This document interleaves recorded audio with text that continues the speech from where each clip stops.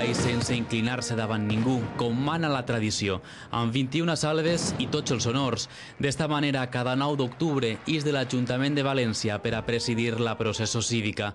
Els orígens d'esta mostra de respecte i lleialtat del poble valencià els trobem en l'any 1338, una festa que passaria a fer-se cada centenari per a recordar l'entrada triomfal de Jaume I al cap i casal. La pèrdua dels furs suposà un parèntesi. Felip V va prohibir qualsevol exaltació dels nostres valors històrics. No seria fins la Renaixença quan la festa recupera l'esplendor. Les principals associacions culturals retien homenatge al rei conquistador amb una corona de llorer. L'any 1922 les autoritats se sumaren a l'ofrena.